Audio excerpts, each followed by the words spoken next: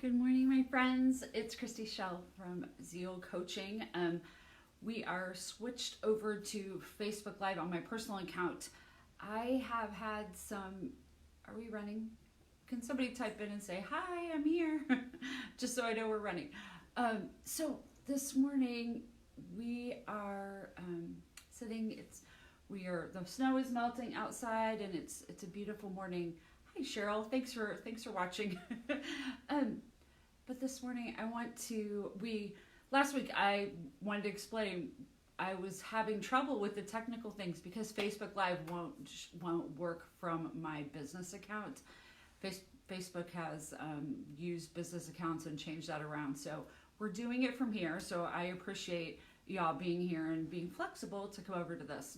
I know, not a big deal, but it was to me because I was very frustrated last week, but trying not to show it on my first video.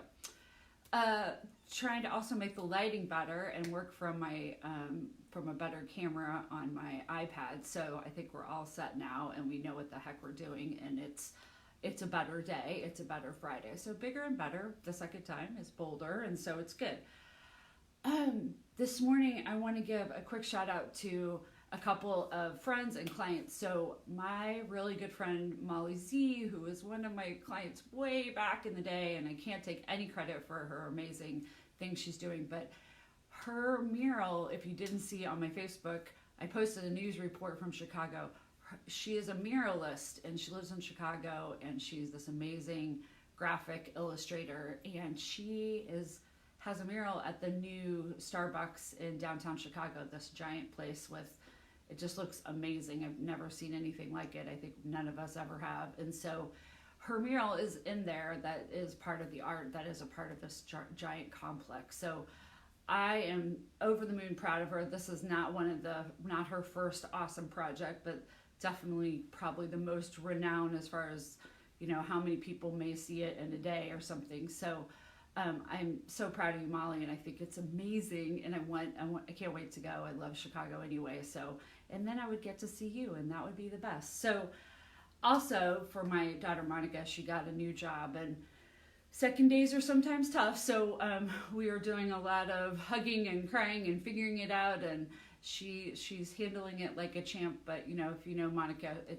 the anxiety gets to her, and so she's just so lovely, and she wants to do such a good job and be so responsible. So just a shout out to Monica and to Molly Z, who are some incredible people that I got to work with or be with this week. So today we're talking about how do we make decisions. I know that it sounds funny. By the way, do you have your coffee? Are you on the road? Are you putting on your makeup? What exactly are you doing? Good morning, Becky Schmeezing. I haven't talked to you in so long. It's good to see you. So, today we're talking about decisions. Going back to that, sorry, I'm a little all over the place this morning. But going back to decisions, one of the things that is really challenging is to make a really tough decision. It could be a huge decision, or it could be a minimal decision. Maybe you have to spend some money and not sure if you want to do that.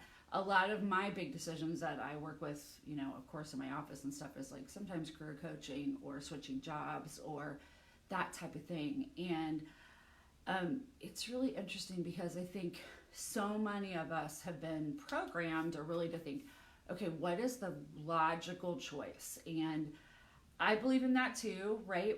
Yes, there's an importance of logic and having a really good thought out decision, and that we have explored all the alternatives and that we have decided which one is the most logical choice.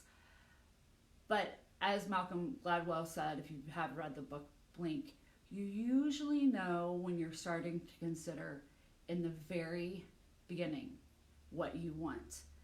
If you're really being true to yourself, your intuition will tell you what is the right thing, especially if you're being true to you, or if it's a more deeper kind of consideration.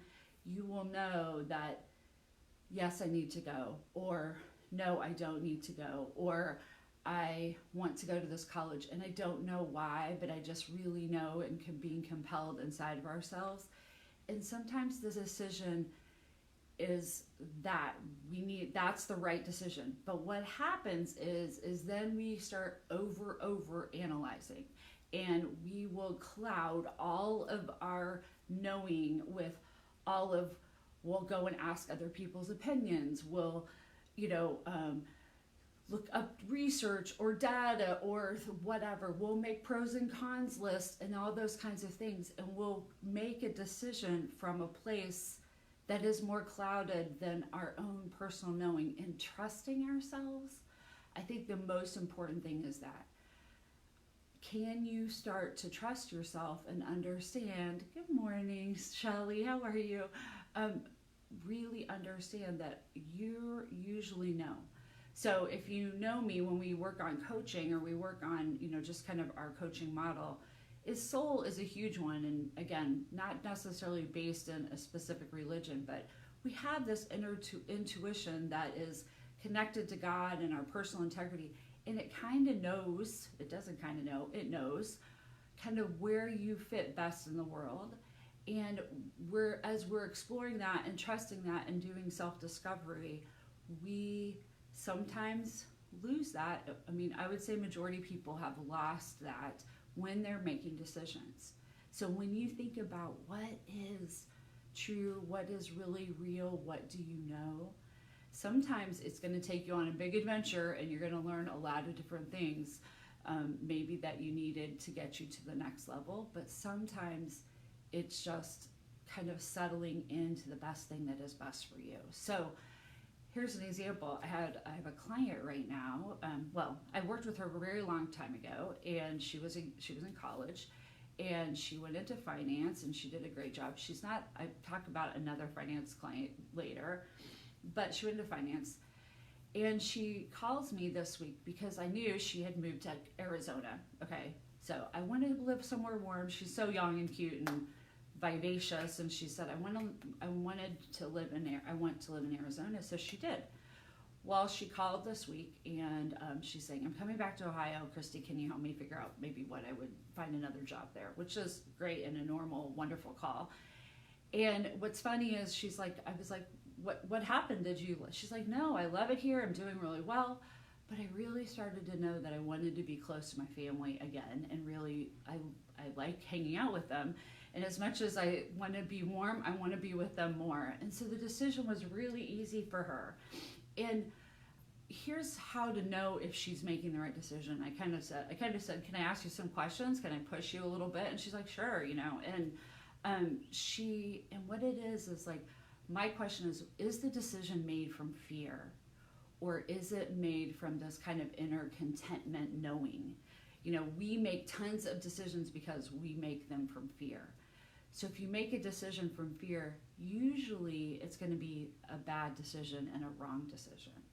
And so when you really go into this decision-making mode, we will be like, what's the worst thing that could happen? And that's the thing that I'm going to avoid. And so that's the decision I'm going to make, which doesn't send you on your truest path. It kind of sends you on the path that keeps you safe. And it's a gremlin type of mentality. The gremlin wants to keep you safe. The part of your brain that's like, no, hide at home. You know, that would be the best thing. Stay in your job for 45 years, even though you hate it. We talk about that a lot. But the whole thing is, are you making a decision from a place of feeling like inner knowing, calm, it's from your being, or are you making a decision based on your own fears or the things that you think are logically the right choice? So making sure that you really check in with yourself, you kind of get grounded, and you kind of decide, and then you move forward with that. Now, a lot of people will give you advice because they're afraid for you, okay? So this happens all the time, especially like as a parent. I do this to my own children. I want to give them I may naysay them. I may do those things. I don't want to do that, but my inner instinct is I'm afraid for my children. So the people around you may not give you the advice you always need. And we are so used to relying on the wisdom of other people, we don't trust our own inner wisdom. So please challenge yourself to go there. Please challenge yourself to really consider what you think is the right choice for you, and really kind of relish that you made that choice. When you think about that instinct, do you trust it? Do you make the decision out of fear? In the podcast I'm working on today, we do our recordings on Friday for our podcast. We're going to talk about bad decisions and how bad decisions come from fear. So join us. That'll come out next week. Our newest podcast is coming up. It's about career fit. It just got posted last night, so make sure you listen to that. That's on Hope in the Heartland. There's some links on my Facebook business and this personal page. Excuse me, my nose running. Sorry. So really thinking. So that idea of career fit is from last week, but that podcast came out today or last night. So please check that out if you just want something to listen to while you're on the treadmill or in the car or, vegging out while the game's on this weekend or whatever. So please enjoy that. But today, for yourself, kind of check in before you make a decision on your own. And I'm so glad so many people showed up, and thank you. I'm so grateful for that. And I just want to encourage you to have a lovely day, rock a Friday, and rock the weekend, and show up fresh and wonderful on Monday for your job if you work on the weekdays. Some of us have all kinds of alternative ways that we work. So, but making decisions from your own heart and your own knowing and your own wisdom is really my message for today.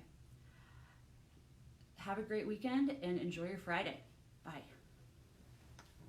Push the button.